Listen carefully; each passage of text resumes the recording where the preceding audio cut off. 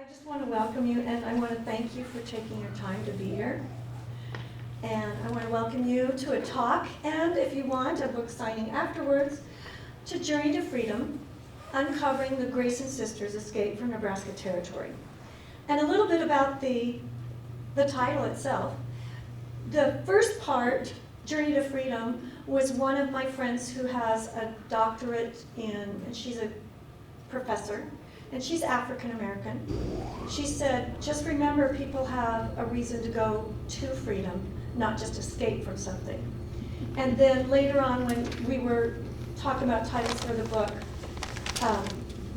we did talk about escape because it's both, but I wanted that focus to be on going to something.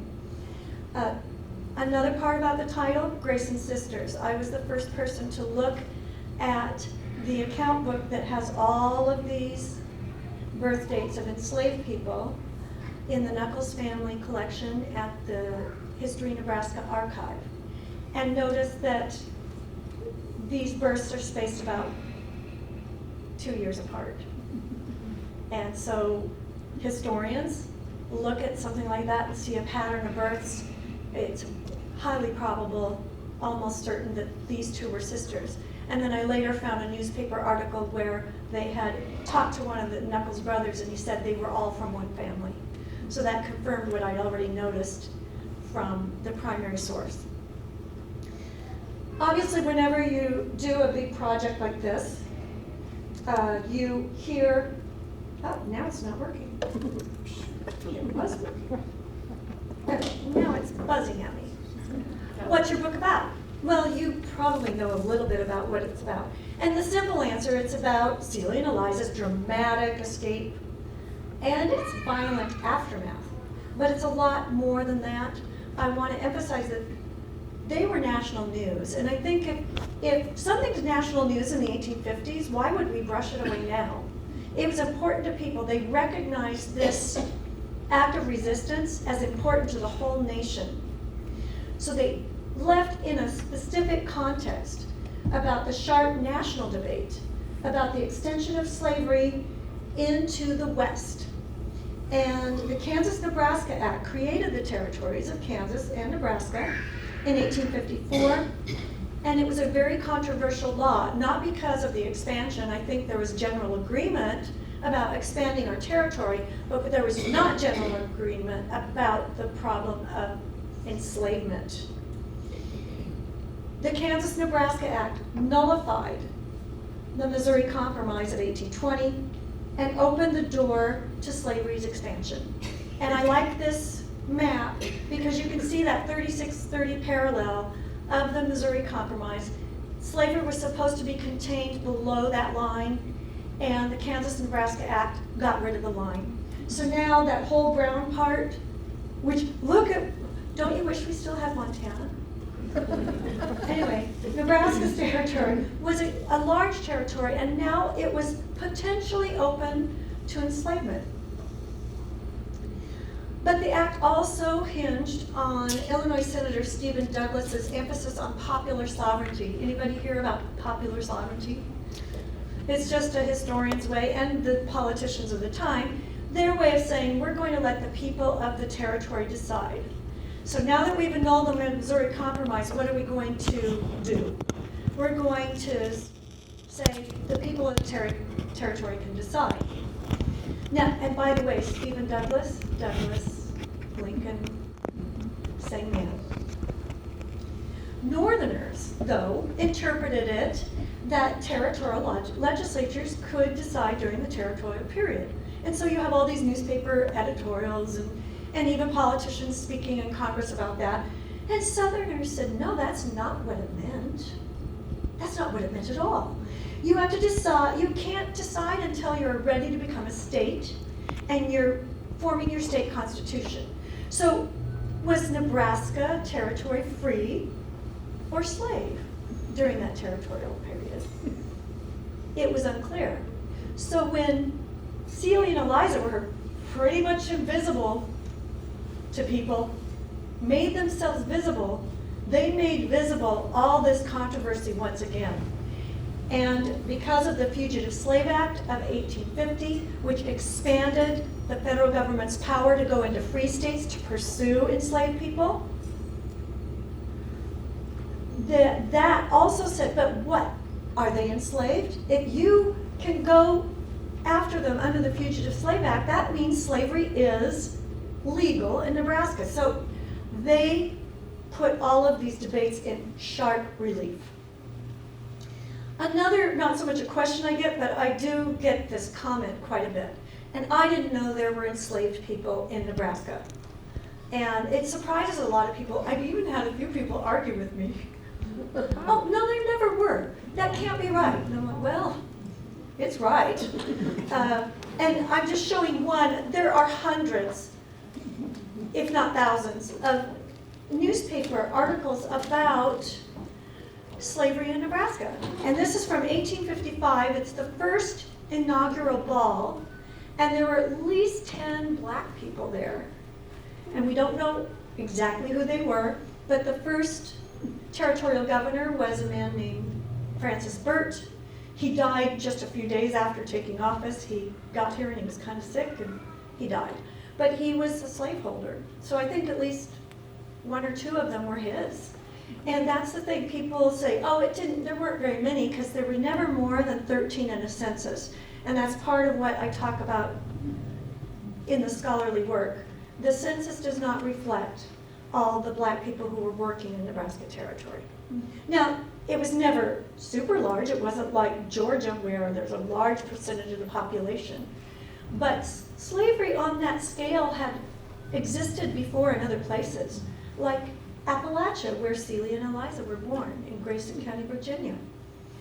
Slavery was never a major part of the labor force there, and it wasn't probably going to be a major part of the labor force here. But south of the Platte River, there were a lot of black people working and breaking ground, helping to build as people poured into Nebraska Territory. Now, some of you have probably heard of Bleeding Kansas. And this is the Kansas-Nebraska Act. And of course, because Kansas was kind of seen as farther south, so therefore more potential for it to be a slave state, there were a lot of eyes on Kansas. But this is an 1860 campaign flyer. And it's all about Nebraska. And look, Bank of Nebraska will pay on demand in the slave pens of Washington, D.C. So people were upset about the fact that there were enslaved people in Nebraska. It didn't matter how many there were or how few there were. If it was wrong, it was wrong. And so we had all of this ferment. And Celia and Eliza continually kept the ferment going. Now they left from Nebraska City. How many of you been to Nebraska City? Almost everybody. And this is a very idyllic view of Nebraska City. They left in the winter. But you can see up here is that main road. And they lived at the top of the hill on the main road when they made their break for freedom in November of 1858. The week before they left, the headline was, "Slavery Not Abolished." There had been efforts in the territorial legislature to prohibit slavery, and they just kept going down, down, down. Part of the reason was because we did have a few more Democrats in the legislature than Republicans, and the other reason is all of the federal officials were appointed by the federal government, and the president was a pro-slavery Democrat. So whom did he appoint? Democrats. Pro-slavery Democrats, not just Democrats. Not all of them were pro-slavery, but he was very able to find pro-slavery Democrats to come out here and do their thing. So less than a week later after this, they leave. And I just have to show you this. He says, "They've been enticed away from our townsman, Mr. S.F. Nichols, by a vile, white-livered abolitionist." And you'll have a lot more quotes when you read the book of vile abolitionists, and also And also abolitionists saying some pretty unkind things about slaveholders too. So there's quite a bit of rhetorical back and forth. Many of our citizens are out in search of the runaways. He offers a $200 reward. They will doubtless be found in some abolition hole. What we know, what I can document, is the day they left. And they left from, I'm going to do a blow up here. They left from Old Fort Kearney is actually the site of Nebraska City. It was a fort before it became Nebraska City. And you see Table Creek there. That main road, that beautiful picture was right there, just north of Table Creek. Obviously Table Creek runs through it now because it's been enlarged, but that was where they left. And they went about 7 or 8 miles north to a place called Wyoming Station Ferry, a much quieter and safer place for them to cross. And that is, let's see, I put in these. That's about where Wyoming Station Ferry was. And ferries, because the Missouri runs towards the south, the ferry is always a little bit north of where they want to head when they're crossing because they're going to be just adrift. And so they went across to a place called Civil Bend, Iowa. And there's where Civil Bend was. And the writing, even in my blow up, is small, but it says Civil Bend on the bend. Most of Civil Bend is now under the Missouri River. And so I'm going to show you this because there's the 1850s line, and if you keep down, you can see that most of this line, most of the action that took place in Civil Bend is now underwater. And Copeland's Landing is probably, I don't know for sure where they landed, but it seems, given that I know they left from Wyoming Ferry, it's almost certain they landed in Copeland's Ferry. So I'm not going to tell you too much because I don't want to be a spoiler. But there was something that ensued, and it was as a cause of this was the Civil Bend War. Knuckles got you know how a few of the citizens were out searching? Well, it turned out it was a mob, sometimes the worse for drink, and went and sacked an entire town of Civil Bend looking for Celia and Eliza. This also splashed across the national newspapers, and I even found some accounts of it in British newspapers. So you see, back then, people recognized this as being a very significant event. Here's their basic, the only ones I can't document are in the middle, Des Moines and Grinnell, but given where I know they started, and I know they went through Lewis and Quaker Divide, and then where they ended up, I knew they were in DeWitt, as well as Tipton and Comanche. That's their route through Iowa. There was a second event. Everybody assumed they went to Canada. Everybody. Well, maybe not Mr. Knuckles. He had spent quite a bit of money, as he later recounted, trying to hunt them down. And he had word, more than one version of how he heard, that they were in Chicago instead of Canada. And so in November 1860, right after Abraham Lincoln was elected, but of course hadn't taken office yet, he goes to Chicago and he finds Eliza and he seizes her and he's trying to force her into a carriage when a crowd surrounds him and a fight ensues. And some abolitionists had him arrested and her arrested for disturbing the peace. And they were put in different places. And then they went to this friend of theirs who was also a judge who had a warrant for her to be taken to a different place.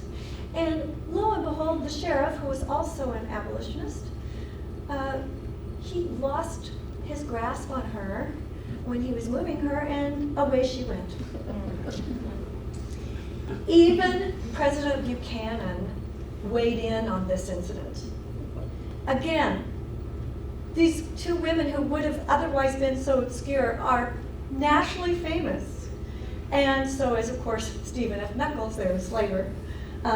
But just as a part of what they said was one editorial in the Chicago Tribune said, when had Nebraska become a slave state?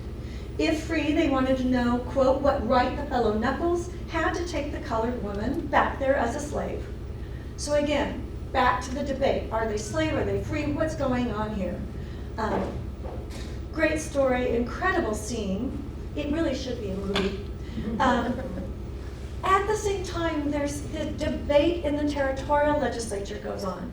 The territorial legislature has been told, even by Buchanan in one of his speeches, that they had no right to talk about slavery. They had to wait till statehood. But they kept trying. Republicans kept introducing bills to prohibit slavery. And in answer to the continued slavery doesn't exist in Nebraska, well, after Celia and Eliza had left and it was national news, you couldn't really get away with that anymore. Then they said, well, slavery doesn't practically exist in Nebraska. So that LY word, well, it doesn't practically, and there aren't very many here. And Taylor was one of a committee, the only anti-slavery person on the committee. But he talked about answering this question about slavery in Nebraska. I know of my own knowledge, the Honorable, because Stephen Nuckolls was a legislator too, had 3 colored persons. Now, 2 of these persons escaped from him in the winter of 58-59. So not by name, but Celia and Eliza are part of the debate, as part of the proof that this is a problem we need to address. The other, and this was my first indication that Shack was not a freedom seeker, he was sold by him, he was sold south. And then I have the later confirmation. And I do find south, I do find out who enslaved he went by Jack later on. And I do find out where he bought his farm, and I find out all sorts of things about him. And he was also in the United States Colored Troops for Louisiana during the Civil War. But Union, United States Colored Troops. So he's interesting, and he's likely their brother or half-brother. William Taylor also had to make a moral argument, because then they said, okay, there are a few of them here, but no big deal. And he said, if it's wrong to hold 10,000 people in slavery, it's wrong to hold 1 person in slavery. And that was a hard one in the back and forth for them to answer. He had to finally say, okay, you can make all these arguments, but it's a moral argument, whether it's right or wrong. And he said it's wrong. I don't want to be too much of a spoiler. Here's a picture of just a few of the primary sources I used. And I do have a red line to Celia and Eliza's birth dates. At the top of this document, it says, our slaves as best as we can remember. So it's from memory, but look how specific Celia and Eliza are. Not only their dates, but the time of day they were born. So I believe that part of this record was copied from a Bible. Because that was and again, that's how historians will analyze a primary source. It may be a copy, but it's a copy of something very specific. Some of the other information is not as specific, and that may have been more from memory. But this is definitely a copy. It wasn't made at the time of the events, but it's still a lot more than a lot of us have as a springboard for a story like this, because that was my first primary document I had seen in the History Nebraska archives. And I said, who would think in Nebraska you'd find a bunch of birth dates for people who were enslaved in Grayson County, Virginia? But once you put it all together, it makes sense. I want to do a little bit of a reading because people like readings. And I'm going to read from a chapter that's entitled Fugitive Slave Excitement in Nebraska. And almost all of my titles and section titles are headlines from newspapers. And this is one of the headlines that went across the nation. On the night of November 25th, 1858, the Nuckolls household slept.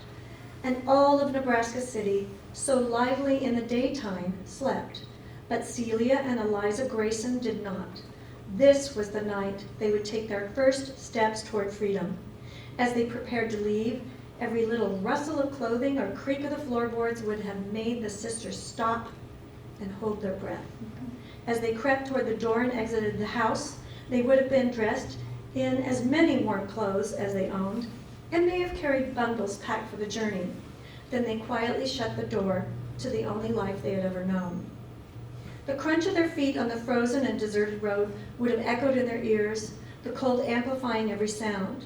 In late November, the streets would not have been crowded as they were in the summer and early fall, when masses of people passed through the town, heading west, and single men congregated to carouse along the riverfront and in the business district.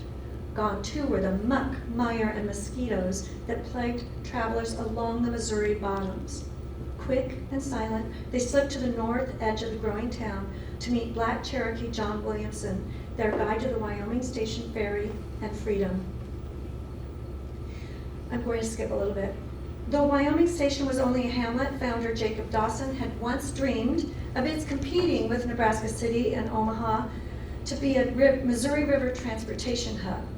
But Stephen Nuckolls and some of his friends joined Dawson's as proprietor of the Wyoming Town Company with the secret intent of blocking their potential rival town from success. Their scheme worked, and the population of Wyoming, Nebraska never exceeded 151. For freedom seekers, this was an advantage, especially in the off-season for ferries. Wyoming was a much quieter place for Celia and Eliza to cross, and it may be that Dawson and others were well aware that the pro-slavery leaders south of them kept a stranglehold on the community's growth. It would make sense that even if residents of the tiny place were aware of occasional nighttime crossings, they chose to look the other way. Once near the ferry crossing, Williamson and the women would have scrambled down the bluffs to the river. Since they crossed in a skiff, the river was not completely frozen over, but would have had floating ice. In the 1850s, the Missouri River was quite different from the narrow and controlled watercourse it is today.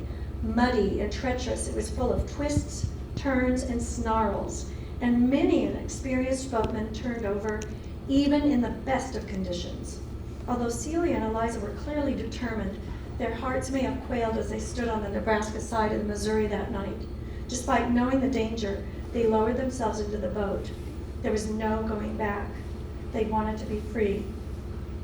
It was clear that Celia and Eliza had a solid plan.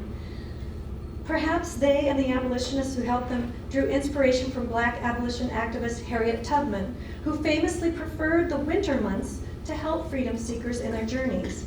Longer nights afforded more time to travel while shielded in darkness, and meant fewer people out and about to observe freedom seekers' movements. She also favored days that would provide a lag time before the fugitive slave announcements appeared in the next newspaper. So I will stop there. And I do want to emphasize the incredible danger that they were under. If you've ever seen, I like to look at these pictures of satellites of the United States, and it's all lit up, and then in the middle, often in Nebraska, especially the Sandhills, it's very dark. It was very dark for them. It was that dark in Nebraska City. I mean, they crossed in almost complete darkness. And the ice was running. And the consequences of being caught were almost certain physical punishment and probably being sold south, as their brother or half-brother Shaq was in the aftermath of their leaving. So this was a very dangerous act, and I think people at that time understood that. And I think that act alone, that act of resistance, they probably knew their enslaver well enough to know he would go after them. But I don't think they knew the lengths to which he would go, and perhaps even the violence that would ensue, especially in Iowa. Mr. Nuckolls was sued by some Iowans for assault, and they won. and he had to pay heavy fines. But he also countersued 16 Iowans under the Fugitive Slave Act, saying, but you harbored and aided fugitives from labor and service. And the fugitives from labor and service is exact parlance from the Fugitive Slave Act. So I've introduced you a little bit to the context and why it was national news. And I've introduced you to the courage and grit and determination of Celia and Eliza Grayson and all the other freedom seekers throughout the years. Most of them did not succeed. Most of them were captured and re-enslaved. So they had a plan, they had a solid plan, and they succeeded. And they became famous for a brief time, almost like a meteor, really bright for a while, and then it fades. But I think it merits our attention today because it merited so much attention then. So I hope you are inspired by Celia and Eliza Grayson as I am, and this book is in honor of those two Black women who exhibited such courage. And thank you for your time. I'm not sure how I did on time because we started late.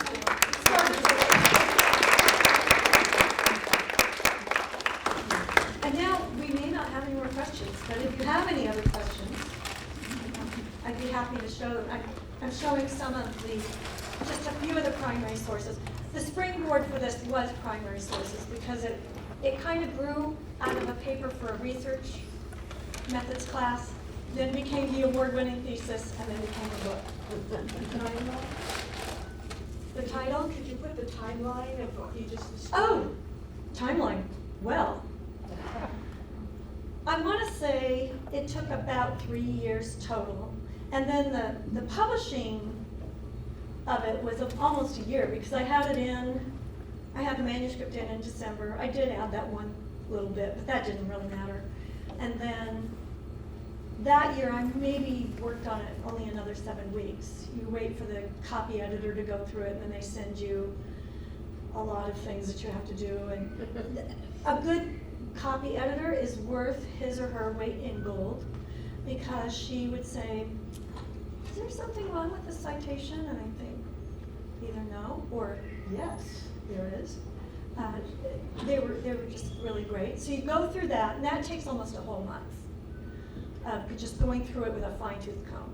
Then it goes out, and when they have time, they set it up. Now it's set up and it's laid out with the pagination and all the visuals. And then you have about 3 weeks to go through that, and you're allowed to make up to something like 40 very small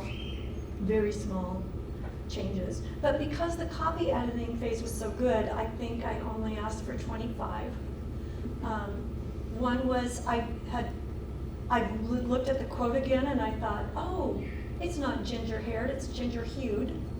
That's just, making sure that what I'm looking at is larger and I can read it better, partly. And then, and other things where I just found typos and things like that had just still escaped. It's amazing how many people who are good at editing and reading can go through a manuscript and still miss a few things, but that's also part of the process. So 3 years of research and writing, another year of publishing and refining and finding things and chasing stuff down, which is my part. For me, I feel like I'm a historical detective, and I love that. Anything else? That's it? Well, that's good. I mean, we kind of had our Q&A ahead of time. We had a great Q&A, and I just wanted to say, one, thank you for sharing your work and your research and your passion with everyone here today. I think it was wonderful, and I think that it's important for people to know. And on behalf of the Heritage Room and the libraries in NLHA, a little something to thank you for your time today. Coffee to keep me going. That's important to me. It is. And tea. I like tea. And thank you all for your patience, and thank you